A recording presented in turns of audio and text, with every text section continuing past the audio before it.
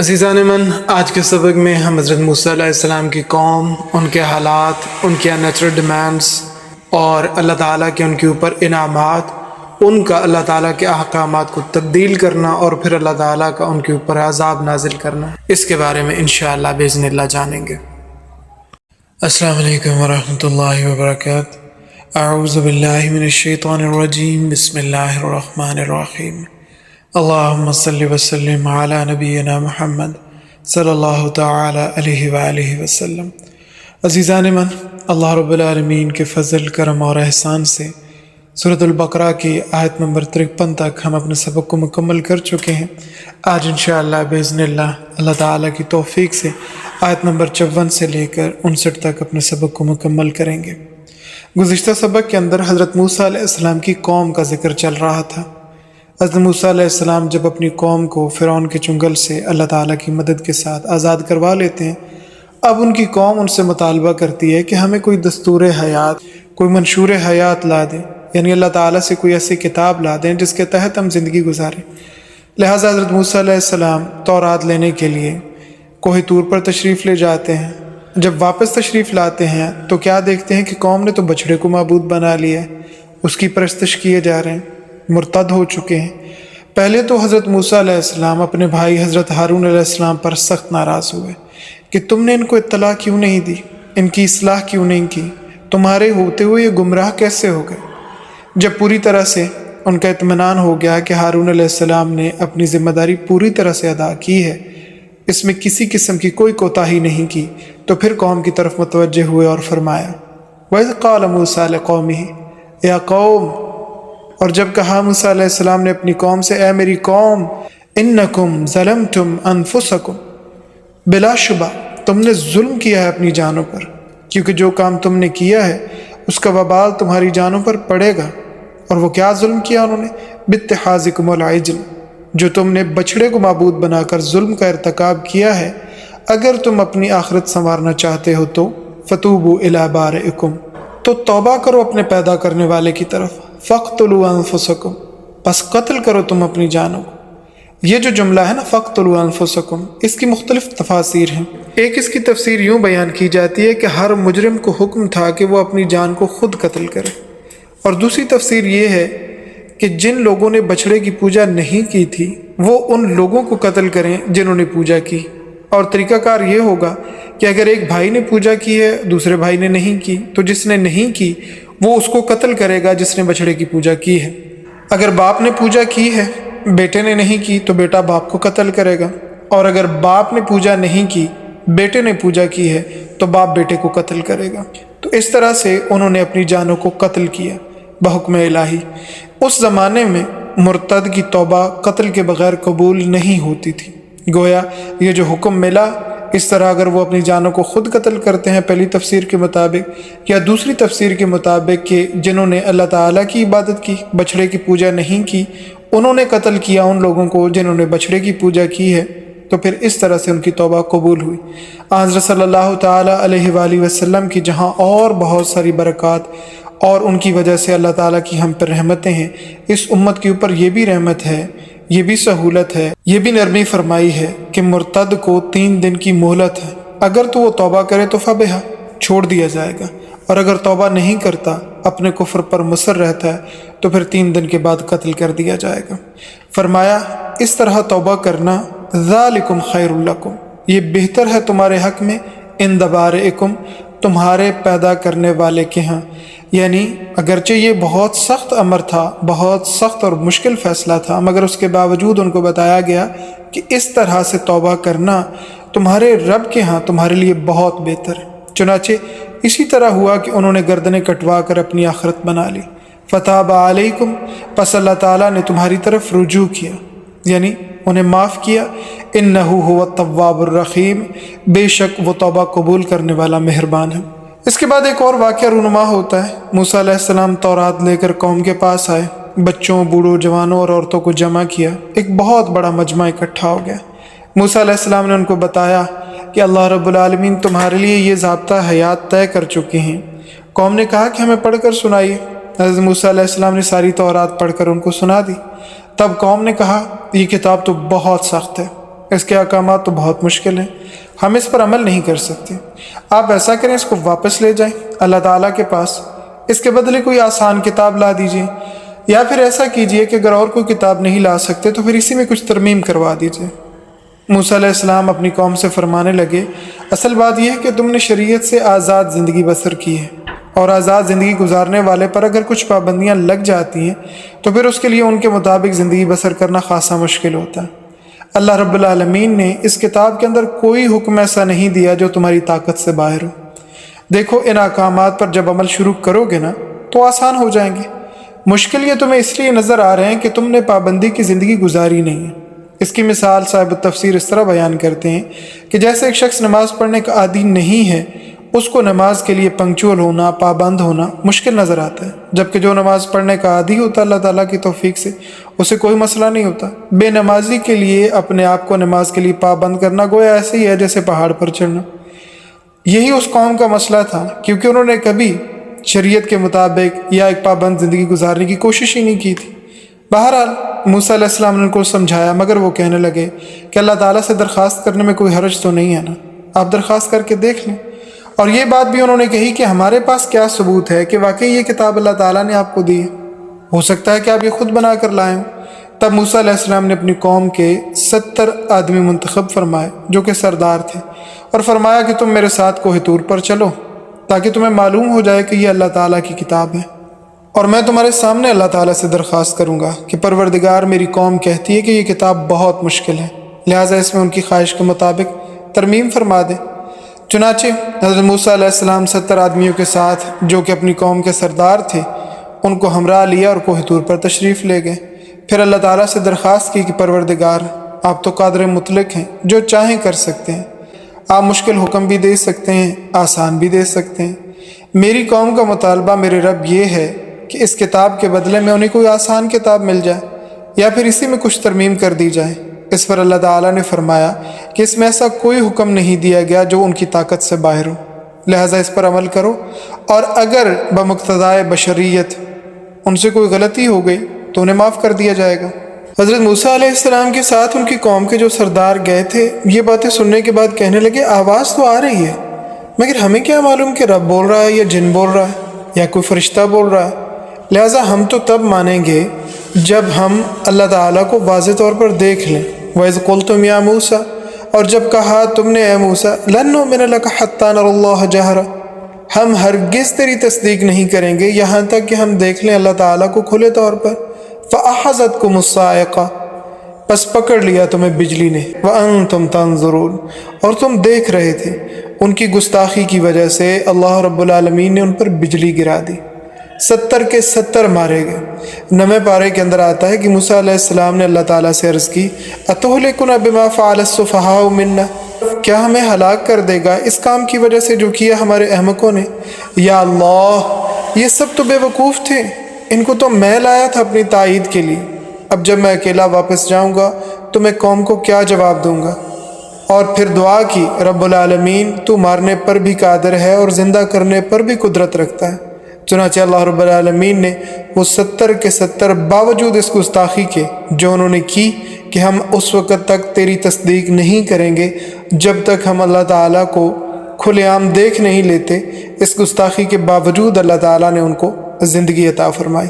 اللہ رب العالمین فرماتے ہیں ثم بعثناکم، پھر ہم نے تمہیں زندہ کیا، من بعد موتکم، تمہارے مرنے کے بعد، لعلکم تشکرون، تاکہ تم شکر ادا کرو۔ یہ لوگ جب واپس آتے ہیں اپنی قوم کے پاس تو کہنے لگے اللہ تعالیٰ نے فرمایا ہے کہ عمل ہو سکے تو کر لینا اور نہ ہو سکے تو نہ کرنا، میں تمہیں معاف کر دوں گا۔ حالانکہ اللہ رب العالمین نے فرمایا تھا کہ اگر بتقاضائے بشریت کوئی غلطی تم سے ہو جاتی ہے تو میں معاف کر دوں گا، لیکن انہوں نے ان کلمات کو تبدیل کر دیا۔ یحرفون الکلمہ، یہاں پر ذکر آتا ہے کہ وہ اللہ تعالیٰ کے کلام کو بدل دیتے تھے، وہ اسی طرح بدلتے تھے، مگر ان کی تمام تر گستاخیوں کے باوجود اللہ رب العالمین نے ان کو انعامات سے نوازا۔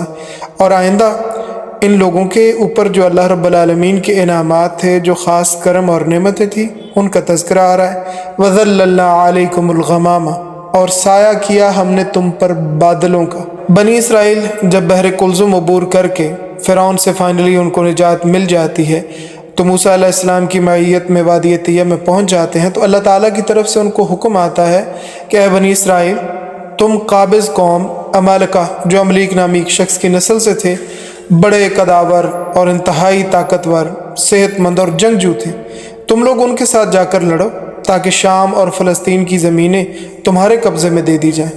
بڑا طویل قصہ ہے، چھٹے پارے میں آ رہا ہے، انشاءاللہ اس کی تفصیل ہم وہاں پہ پڑھیں گے۔ ان لوگوں نے حضرت موسیٰ علیہ السلام سے کیا کہا؟ ان فیہا قوم جبارین، بے شک اس سرزمین میں ایک زبردست اور جبار قوم ہے۔ وَإِنَّا لَن نَّدْخُلَهَا حَتَّى يَخْرُجُ مِنْهَا، اور بے شک ہم ہرگز داخل نہیں ہوں گے اس میں جب تک کہ وہ یہاں سے نکل نہ جائیں۔ انہوں نے لڑنے سے انکار کیا اور کہنے لگے فَإِن يَخْرُجُوا مِنْهَا فَإِنَّا دَاخِلُونَ، بس اگر وہ وہاں سے نکل جائیں تو ہم فاتحانہ انداز میں داخل ہوں گے۔ اور انہوں نے موسیٰ علیہ السلام سے یہ بھی کہا فَاذْهَبْ أَنْتَ وَرَبُّكَ فَقَاتِلَا إِنَّهَا هُنَا قَاعِدُونَ، آپ جائیں، آپ کے ساتھ آپ کا رب جائے، بس تم دونوں جا کے لڑو، ہم تو یہیں بیٹھے رہیں گے۔ اللہ تعالیٰ نے 40 سال تک اس میدان سے ان پر نکلنا حرام کر دیا، اور یہ ان کے لیے سزا تھی، امتحان اور آزمائش تھی، اور یہ ہزاروں کی تعداد میں تھے، بوڑھے، بچے، جوان، مرد، عورتیں سب ان میں شامل تھے، اور 40 سال تک وہاں رہنا تھا۔ میدان ایسا تھا کہ اس میں کوئی قابل ذکر سایہ دار درخت نہیں تھا، چھوٹی موٹی جھاڑیاں تھیں مگر کوئی قابل ذکر سایہ دار درخت نہیں تھا۔ ہو سکتا ہے کوئی معمولی قسم کا درخت ہو تو ہو، اور دھوپ وہاں شدید پڑتی تھی، مکان بھی وہاں نہیں بنا سکتے تھے، اور باہر سے بھی کوئی ایسی چیز لا کر سائے کا انتظام نہیں کیا جا سکتا تھا کیونکہ باہر جانا منع تھا۔ اللہ رب العالمین کی مدد شامل حال ہوئی، اللہ رب العالمین نے ان کے اوپر بادلوں کے ذریعے سائے کا انتظام فرمایا۔ جو ہی سورج طلوع ہوتا ان پر بادلوں کے ذریعے سایہ ہو جاتا، سورج غروب ہوتا تو سایہ ختم ہو جاتا۔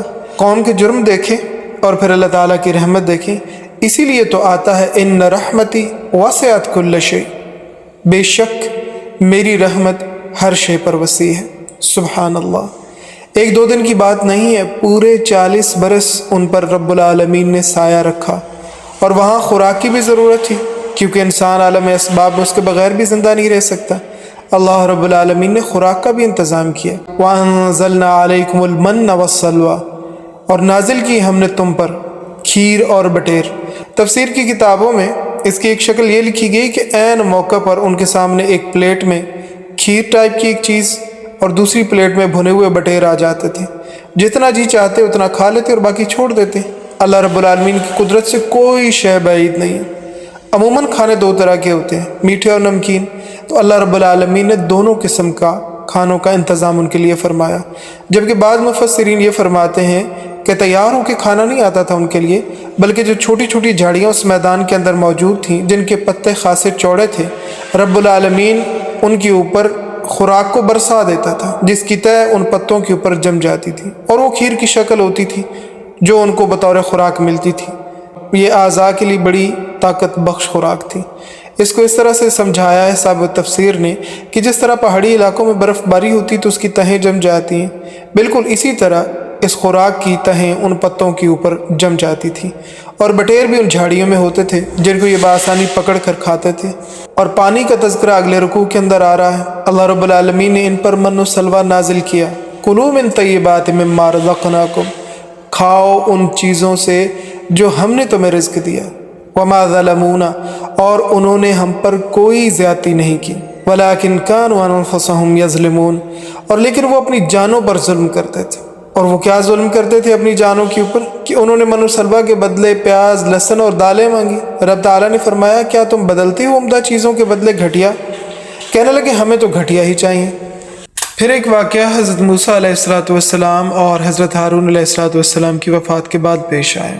حضرت ہارون علیہ السلام حضرت موسیٰ علیہ السلام سے 3 برس قبل وفات پا جاتے ہیں، جبکہ حضرت موسیٰ علیہ السلام کی وفات کا جب وقت قریب آیا تو انہوں نے اللہ رب العالمین سے دعا کی، اے میرے پروردگار، مجھے وادی سینائی سے بیت المقدس کی طرف جانے کی اجازت مرحمت فرمائی جائے تاکہ میری موت بیت المقدس کے قریب آئے اور میں ان مجرموں میں اپنا آخری وقت نہ پاؤں۔ اللہ رب العالمین نے حضرت موسیٰ علیہ السلام کی دعا قبول فرمائی اور یہ بیت المقدس کی طرف چل پڑے۔ تفاسیر میں آتا ہے کہ ایک سرخ رنگ کا ٹیلا تھا جہاں پر پہنچ کر آپ کی روح اللہ تعالیٰ کے اذن سے قبض کر لی گئی اور وہیں پر آپ کو سپرد خاک کیا گیا۔ حضرت موسیٰ علیہ السلام کے بعد اللہ رب العالمین نے حضرت یوشع بن نون علیہ السلام کو نبی بنایا۔ یہ یوشع بن نون علیہ السلام حضرت موسیٰ علیہ السلام کے خادم تھے، اور تفاسیر میں ان کا ذکر موجود ہے کہ حضرت خضر علیہ السلام سے ملاقات کے سفر میں موسیٰ علیہ السلام کے ہمراہ تھے، اور مچھلی انہی کے پاس تھی جو بھول کر راستے میں چھوڑ گئے تھے۔ وادی طیہ میں 40 سال کا عرصہ مکمل ہوا، نئی جنریشن جوان ہو چکی تھی۔ اللہ تعالیٰ نے حضرت یوشع بن نون علیہ السلام کے ذریعے ان کو حکم دیا کہ تم اس شہر یعنی بیت المقدس، جس کو ایلیا بھی کہتے ہیں، اس میں داخل ہو جاؤ۔ وَإِذْ قُلْنَا، اور جب کہا ہم نے، ادخلوا هذه القرية، داخل ہو جاؤ اس بستی میں یعنی بیت المقدس یا ایلیا میں، فَكُلُوا مِنْهَا حَيْثُ شِئْتُمْ رَغَدًا، پس کھاؤ اس میں سے جہاں سے چاہو کشادہ، وَادْخُلُوا الْبَابَ سُجَّدًا، اور داخل ہو جاؤ دروازے سے سجدہ کرتے ہوئے۔ پہلے زمانے میں شہروں کے ارد گرد بڑی بڑی دیواریں ہوتی تھیں، اس میں مختلف دروازے ہوتے تھے، لوگ ان دروازوں کے ذریعے شہر میں داخل ہوتے تھے۔ جیسے ہمارے یہاں پاکستان کے اندر بھی کئی تاریخی شہر ہیں، ان کے بھی گرد دروازے تھے، جیسے گجرانوالا ہے، لاہور ہے، پھیرا ہے۔ اور اللہ رب العالمین نے فرمایا کہ داخل ہوتے وقت تم نے 2 کام کرنے، ایک یہ کہ سجدہ کرتے ہوئے داخل ہونا ہے، یعنی اللہ تعالیٰ کا شکر ادا کرنا ہے کہ تو نے ہمیں طاقتور قوم پر غلبہ عطا فرمایا، اور دوسرا کام وَقُولُوا حِطَّةٌ، اور کہو تم یعنی ہمارے گناہوں کو معاف کر دے، نغفر لکم خطایاکم، معاف کر دیں گے ہم تمہاری خطائیں، وسنزید المحسنین، اور ہم زیادہ دیں گے نیکیاں کرنے والوں کو۔ فبدل الذین ظلموا قولا، پس تبدیل کر لیا ان لوگوں نے جنہوں نے ظلم کیا بات کو، غیر الذی قیل لہم، سوائے اس کے جو ان کو کہی گئی تھی۔ ان کو کہا تو گیا تھا کہ تم نے کہنا ہے خطتن، یعنی ایک کام تم نے یہ کرنا ہے کہ اللہ تعالیٰ کا شکر ادا کرتے ہوئے سجدہ کرنا ہے جب شہر میں داخل ہو رہے ہو، اور دوسرا اپنی خطاؤں کی معافی مانگنی ہے، کہنا ہے خطتن، مگر انہوں نے اس کلمے کو تبدیل کر کے خطتن کے بجائے خنتتن کہنا شروع کر دیا کہ ہمیں گندم چاہیے۔ اور یہ الفاظ بھی مفسرین نے لکھے ہیں کہ انہوں نے کہا تھا حبۃ فی شعرۃ، ہمیں وہ دانے چاہیے جو خوشوں میں ہوں۔ اور پہلے حکم کی مخالفت اس طرح کی کہ بجائے سجدہ کرنے کے وہ بیٹھتے ہوئے کرالنگ کرتے ہوئے گھسٹتے ہوئے اندر داخل ہوئے، جس طرح چھوٹے بچے گھسیٹیاں کرتے ہیں، کرالنگ کرتے ہیں۔ مطلب یہ کہ انہوں نے قول بھی بدل دیا اور فعل بھی بدل دیا۔ جو اللہ تعالیٰ کی طرف سے 2 احکامات ملے تھے کہ سجدہ کرتے ہوئے اللہ تعالیٰ کا شکر ادا کرتے ہوئے جانا ہے، اور خطتن یعنی اپنے گناہوں کی معافی چاہتے ہوئے جانا ہے، انہوں نے خطتن کے بجائے خنتتن کہا۔ اور دوسرا بجائے اس کے وہ سجدہ کرتے، سجدے کے بجائے وہ بیٹھ کے گھسٹتے ہوئے اندر داخل ہوئے۔ جو کہنے کو کہا گیا اس کو بھی تبدیل کر لیا، اور جو کرنے کو کہا گیا اس کو بھی تبدیل کر لیا گیا۔ فَأَنزَلْنَا عَلَى الَّذِينَ ظَلَمُوا، پس ہم نے نازل کیا ان لوگوں پر جنہوں نے ظلم کیا، رِجْزًا مِّنَ السَّمَاءِ، عذاب آسمان کی طرف سے۔ اور وہ عذاب کیا تھا؟ طاعون کی شکل میں ایک بیماری نازل ہوئی ان پر، 3-4 گھنٹوں کے اندر 70,000 کے قریب آدمی مر گئے۔ اس قوم پر اللہ تعالیٰ نے بڑے انعامات نازل کیے، مگر انہوں نے نافرمانیوں کی بھی حد کر دی۔ دنیا میں جتنی بھی قومیں ہیں، افراد کے لحاظ سے نہیں بلکہ من حیث القوم، یہودی سب سے زیادہ ذہین۔ کتنی ہی چیزیں ہیں جن کے وہ مجد ہیں، ذہین بلا کے ہیں، اتنے ہی ضدی بھی ہیں، اپنی بات پر اڑ جاتے ہیں اور اس کے مقابلے میں صحیح بات بھی ماننے کے لیے تیار نہیں ہوتے۔ قرآن پاک میں آتا ہے کہ حضرت صلی اللہ تعالیٰ علیہ وآلہ وسلم کو اس طرح پہچانتے تھے جس طرح اپنی اولاد کو انسان پہچانتا ہے، مغالطے میں نہیں پڑتا۔ یعرفونہ کما یعرفون ابناءہم، یہ اس طرح پہچانتے تھے جس طرح اپنی اولاد کو پہچانتے ہیں، مگر اس کے باوجود ضد پر اڑے رہے، قبول نہیں کیا۔ اللہ تعالیٰ نے ان پر آسمان کی طرف سے عذاب نازل فرمایا، بما کانوا یفسقون، اس لیے کہ وہ نافرمانی کرتے تھے۔ اللہ تعالیٰ ہمیں اپنی نافرمانیوں سے محفوظ فرمائے، ہمیں وہ کام کرنے کی توفیق دے جو اللہ تعالیٰ کو پسند ہیں، اور اس طریقے پہ کرنے کی توفیق دے جس طریقے کو محمد رسول اللہ صلی اللہ تعالیٰ علیہ وآلہ وسلم نے اپنایا۔ سبحانک اللہم وبحمدک، نشہد ان لا الہ الا انت، نستغفرک ونتوب الیک۔ السلام علیکم ورحمۃ اللہ وبرکاتہ۔